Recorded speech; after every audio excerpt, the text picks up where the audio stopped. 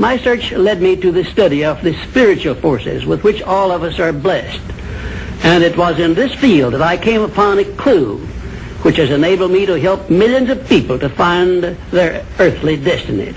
I want to describe my discovery in the simplest terms possible, because it will reveal to you why it is true that whatever the mind can conceive and believe, the mind can achieve, regardless of how many times you may have failed in the past or how lofty your aims and hopes may be. I caught my first fleeting glimpse of the profound law which provides the means by which we may choose our own purpose in life and attain it, while I was being coached by Andrew Carnegie during the organization of the Science of Success philosophy. I had just finished telling Mr. Carnegie that I feared he had chosen the wrong person to give the world the first practical philosophy of personal success because of my youth, my lack of education, and my lack of finances.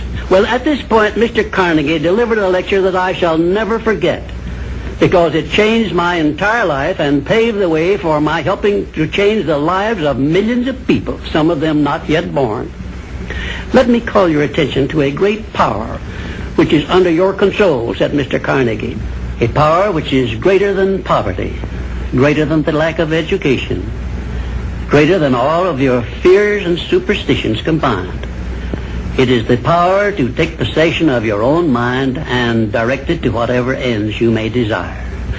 This profound power, Mr. Carnegie continued, is the gift of the Creator, and it must have been considered the greatest of all of his gifts to man, because it is the only thing over which man has the complete and unchallengeable right of control and direction. When you speak of your poverty and lack of education, Mr. Carnegie explained, you are simply directing your mind power to attract these undesirable circumstances, because it is true that whatever your mind feeds upon, your mind attracts to you. Now you see why it is important that you recognize that all success begins with definiteness of purpose, with a clear picture in your mind of precisely what you want from life. Then Mr. Carnegie continued his speech with a description of a great universal truth which made such an impact upon my mind that I began then and there to give myself a new outlook on life and set up for myself a goal so far above my previous achievements that it shocked my friends and relatives when they heard about it. Everyone, said Mr. Carnegie, comes to the earth plane blessed with the privilege of controlling his mind power and directing it to whatever ends he may choose. But, he continued, everyone brings over with him at birth the equivalent of 2 sealed envelopes, one of which is clearly labeled, the riches you may enjoy if you take possession of your own mind and direct it to ends of your own choice. And the other is labeled, the penalties you must pay if you neglect to take possession of your mind and direct it. And now let me reveal to you, said Mr. Carnegie, the contents of those 2 sealed envelopes. In the one labeled riches is this list of blessings. 1, sound health. 2, peace of mind. 3, a labor of love of your own choice. 4, freedom from fear and worry. 5, a positive mental attitude. 6, material riches of your own choice and quantity. In the sealed envelope labeled penalties, Mr. Carnegie continued, is this list of the prices one must pay for neglecting to take possession of his own mind. 1, ill health. 2, fear and worry. 3, indecision and doubt. 4, frustration and discouragement throughout life. 5, poverty and want. 6, and a whole flock of evils consisting of envy, greed, jealousy, anger, hatred, and superstition. Now, my mission in life is to help you and everyone who needs my help to open up and use the contents of the sealed envelope labeled riches.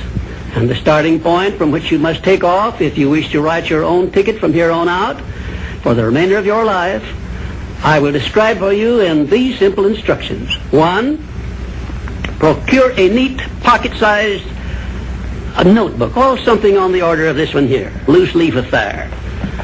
And on page 1, write down a clear description of your major desire in life, the one circumstance or position or thing which you will be willing to accept as your idea of success.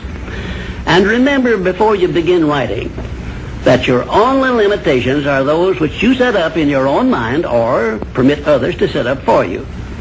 And 2, on page 2 of your notebook, write down a clear statement of precisely what you intend to give in return for that which you desire from life. And then start in right where you stand now to begin giving. And 3, memorize both of your statements, what you desire and what you intend to give in return for it. And repeat them at least a dozen times daily. And always end your statements with this expression of gratitude for the blessings with which you were gifted at birth. I ask not, O divine providence, for more riches, but more wisdom with which to accept and use wisely the riches I received at birth in the form of the power to control and direct my mind to whatever ends I desire. If you are not too successful or self-satisfied to accept and express this profound prayer, if you accept it and express it in the same spirit of humble sincerity in which I pass it on to you, a new and a better world will reveal itself to you. A world in which you will see reflected the circumstances and the things which you yourself have created. And now let me close this, our first visit, with my favorite expression of gratitude. O divine providence, I ask not for more riches, but more wisdom with which to make wiser use of the riches you gave me at birth, consisting in the power to control and direct my own